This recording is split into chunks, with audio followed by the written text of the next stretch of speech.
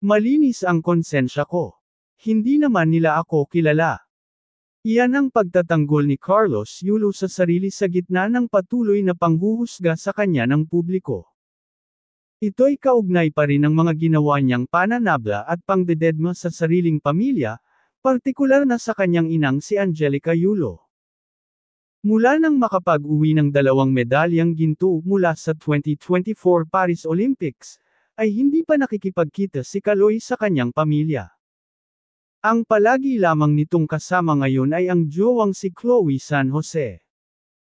Sa panayam ng Tony Talks kay Carlos, isa-isa niyang sinagot ang mga tanong, hinggil sa relasyon niya sa kanyang pamilya at iba pang kinasasangkutan niyang kontrobersya. Sa mga nagko-congratulate sa akin, talagang nagpapasalamat po talaga ako. Grateful ako na sineselebrate nila yung panalo ko, ang pahayag ni Carlos. Sa mga taong nanghuhusga, kilala ko naman po kasi yung sarili ko. Alam ko kung ano yung ginawa ko, dugtong niya. Patuloy pa niyang pagtatanggol sa sarili, malinis yung konsensya ko. Hindi naman nila ako kilala. Hindi naman nila nakita kung paano ako nag-training.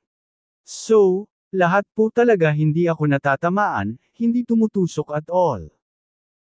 Alam din daw niya na wala siyang ginawang masama sa mga taong patuloy na nangnenega at nag-judge sa pagkatao niya, kaya ayaw na rin niyang patulan ang mga haters.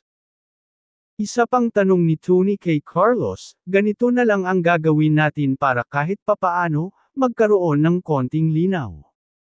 Kasi we are hearing one side of the story, but you are not sharing your side of the story, bakit? Sagot ng Pinoy Champ, personal po kasi masyado eh. Like hindi na rin po para malaman ng tao, ng buong sambayanan yung nangyari.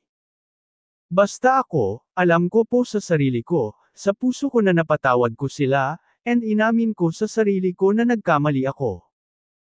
Ani Carlos, hinarma na ako kasi mali nga naman na sagutin mo sila ng ganun, na syempre emosyonal ka na po. Gusto mo ipaglaban yung sarili mo and yung relationship nyo. Dagdag pa niya, alam ko kung ano yung mali ko, tinanggap ko yon, ipinagdasal ko yon kay Lord, humingi ako ng tawad, mahabang tugon ni Carlos.